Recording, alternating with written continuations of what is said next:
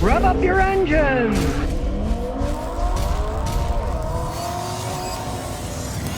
Well, here's something I'll tell you. A lot of guys in the business agree with me. Mechanics are leaving dealerships in droves. They don't have enough good mechanics. And you know why? Because of many factors. One, here's another mechanic, what he has to say on a video about why mechanics are leaving. I got 25 years in the industry. When I started, labor rate was $75 an hour. Now it's 3 times that. Guess what? Our salaries haven't tripled. We're making almost the same we were then. Yes, low pay. Another guy says, I got crapped on at a dealership. The service manager wants me to install a part on a customer's car that it didn't need. I told the customer in front of the service manager what the real problem was. So they fired me. Firing people for being honest, yes. Yeah, what you don't understand about dealerships is they're there to make money. With the hard sell of cars these days, most people understand what they cost. They don't make the big profit like they used to selling you a car. They make the profit fixing the cars. So they want to squeeze as much as possible. Most of the service writers who write what your car needs get a percentage of what's sold, so they want to sell you a bunch of stuff, right? Make their money. So, of course, it's going to be promoting them to sell. Here's another mechanic. He says, when I was young, I wondered, why are all the old mechanics so grumpy? Now I'm an old grumpy mechanic, and I know why.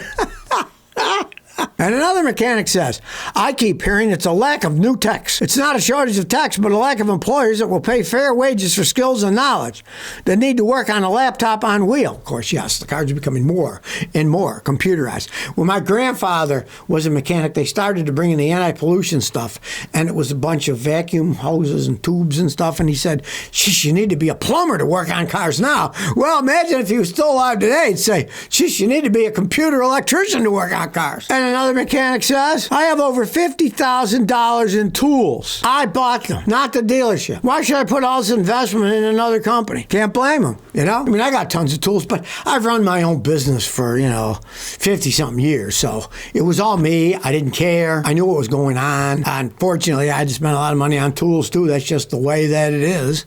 But what business do you see others where people are making wages that aren't all that high, and they got to supply all the equipment themselves? Buy it? I mean, it's just kind of crazy when it comes down to it because, of course, the dealers are like, well, we own the business. We control everything. We'll do whatever we want. Well, yeah, they have. And now they've got a bunch of crappy mechanics that are mad or they don't even know how to fix cars because the old guys left. The smart ones were like me. They learned. Then they ran their own business, and they made a lot more money, and they didn't have the headaches of working for somebody else. And now they got a bunch of young ones that, of course, don't have experience. And if there's anything about fixing, it requires experience, years of experience. That's just how the world goes. Look, if I'm going to a doctor, do I want to go to a 23-year-old doctor? I actually did that once. I was getting contact lenses in Houston, and the woman she tried 5 times, and it didn't work, even after the 5th time. And I looked, and there's her diploma. And she had gotten her diploma a year before. She had no experience whatsoever. You want somebody that's got a lot of experience. It takes years of experience to learn how to do stuff, right? Hey, if you check out a bunch of these repair shops, they are all young guys. A guy just brought me a car the other day that the dealership screwed up, and I said, did they have any old mechanics there? He said, nah, they were all really young guys. They didn't know what they're doing. I fixed the car in like 20 minutes with a $35 part. And they said, oh, it needs a new engine. No, it didn't need a new engine. All it needed was a thermostat. I mean, it's just unbelievable, the poor workmanship that's going on. And it's all because of greed of the ownerships. Now, here's one that sounds bizarre. Honda and Nissan are considering mutual production of vehicles. Now, they're talking about they're going to merge or Honda's going to take over or whatever. Well, realize that Nissan had a thing going with Nissan, Mitsubishi. They had all kinds of big arguments. They're all screaming at each other. The head of Nissan, that Carlos Ghosn, he was in Japan and they were going to try to put him in jail. And then he escaped in a box, I get in an airplane and went back to Near East, wherever he was from.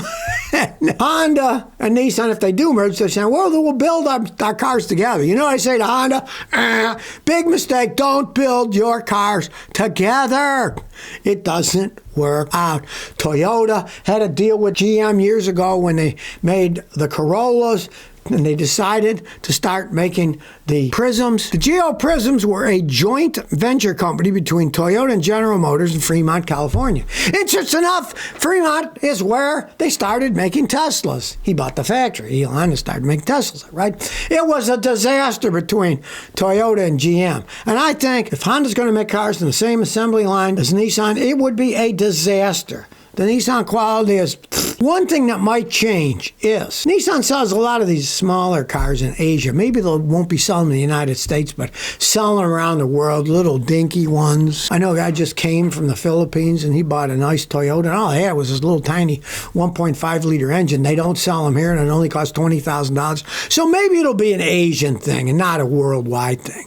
But I still say Honda's foolish to pony up with Nissan, bad quality control company, especially if they're making cars on the same assembly line. Now, on the other hand, Toyota and Mazda are building cars in the United States. I believe it's a plant in Alabama where they're making them on the same assembly line. And so far, they haven't had any problems with them. So, Mazda's actually going up. Nissan's been going down for quite some time. Well, it looks like Volkswagen is kind of giving up on this. Oh, we're going to be all electric by 2034, blah, blah, blah, blah. Turns out that Volkswagen has reportedly redirected $65 billion of their research budget through 2027 for internal combustion engines. Yes, they're finding out, well, they don't want to buy those battery electric cars. Let's go back to gasoline and diesel engines. The Germans make decent engines, even Volkswagen. Yeah, they're too high-tech, and when they break, they cost a fortune to fix, but they work pretty good when they're working, right? And $65 billion redirected towards internal combustion engines says something. They're basically saying, well, they don't want the electric cars. We better not make the mistakes like we did in the last war and made big giant tanks that didn't go far and broke all the time. Even Volkswagen's figuring out, well, we can't put all our eggs in this electric car basket or we're going to be scrambled. Well, here's a hilarious one. A man got Tesla to buy back his Cybertruck, and then he canceled pending orders of 50 units more. He had so many problems with his Tesla Cybertruck that he bought, he filed for the Lemon Law.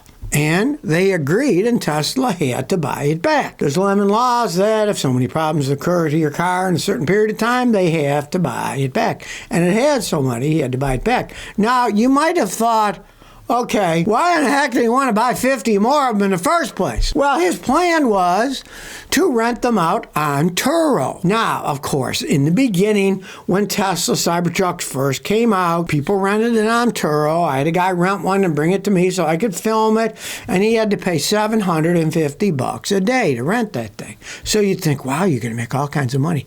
Guess what? The excitement is over. Nobody gives a crap about these Cybertrucks now, and you can't rent them out for $750 a day. So the guy decided, heck no, I'm not going to buy another 50 and rent them out because nobody wants to rent the stupid things out.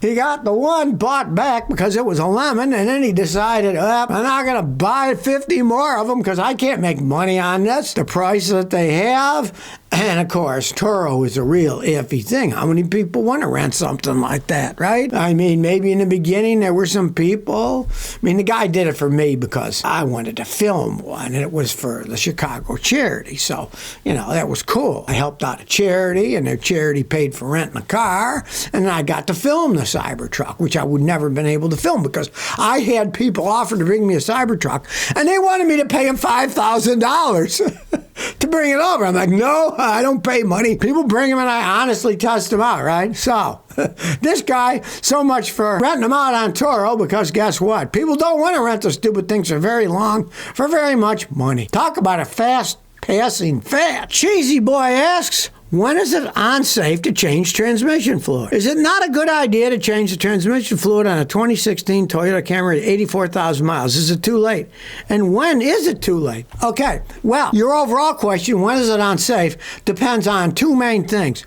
How many miles it's gone and what kind of vehicle you have. Now, you have a Toyota Camry. Toyotas don't really get the fluid that bad. At 84,000 miles, go ahead and change it. I'd advise doing it like every 50, but 84 is not bad. Right?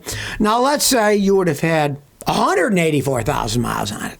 Then I'd say no. You don't want to change the fluid if it hasn't been changed before. And here's the big reason why.